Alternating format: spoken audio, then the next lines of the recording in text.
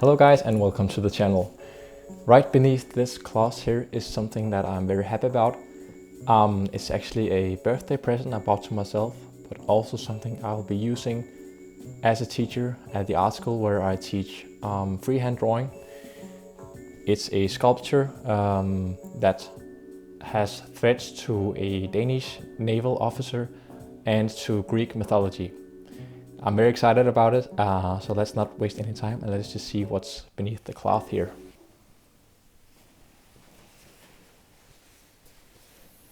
Ta-da! I have never owned a bust before, so this is really something special to me. And you might think as a viewer, it's a bust of a man. What's the big deal? I think he has a really interesting story because this is actually a centaur, I was told. And I'm gonna give you the whole story about him. Noah's will tell that he has Greek features, and this is also because he relates to Greek mythology. The story of the centaur. This is the head of one of the square-shaped metopes which sat outside on the columns on Parthenon on the Acropolis of Athens. The plates on the south side of the temple told the story of the centaurs and the Lapiths. The centaurs were half horse, half men. The Lapiths were Greek legends. At the Lapith king's Pirithous wedding, the centaurs broke into the party and tried to kidnap the women. The centaur slings a water jug after a young Lapith. The rest of the relief resides in the British Museum in London.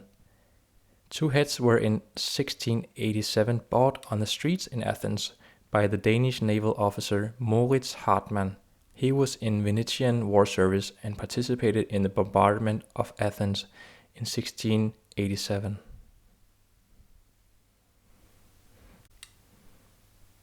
The sculptor told me that this centaur head is the first copy made from the shape of the centaur, which makes it quite close to the original in some way, I think. Although the original is of course kept inside the National Museum here in Denmark. Here you can see some of the process photos of making this sculpture here.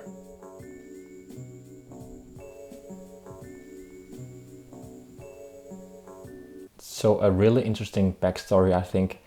And the reason that I bought this sculpture is first and foremost to be able to use the centaur here as a study object when we do long studies at the free hand drawing course.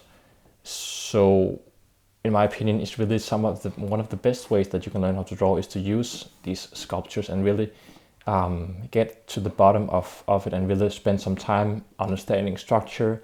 Most importantly, it's great for learning how to render a shape, which I think is the key element in really getting good at drawing.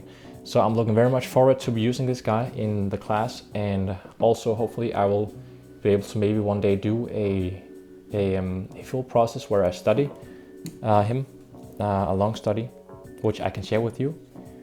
So yeah, what I also think is really nice about this sculpture is that I've never owned a sculpture before, I think. No, I don't think I have. I have many paintings, I have paintings and drawings, but they're like flat. But having this three-dimensional artwork here just is something else. You can look at it from so many angles, and when the light hits it, it changes character. So yeah, very happy about it. And also just the structure here, and it's very tactile. I like that. And also just a fun fact: it's not what's it called? It's not a cast sculpture. It's actually made using aqua resin, which the sculptor said to me was a more sustainable way of doing these sculptures. So I guess that makes it even better. So centaurs can be made from aqua resin. The Greeks should have known that. I think that they will be happy about that. Thank you so much for watching along, and I'm looking forward to show some more drawing content very soon. Have fun drawing.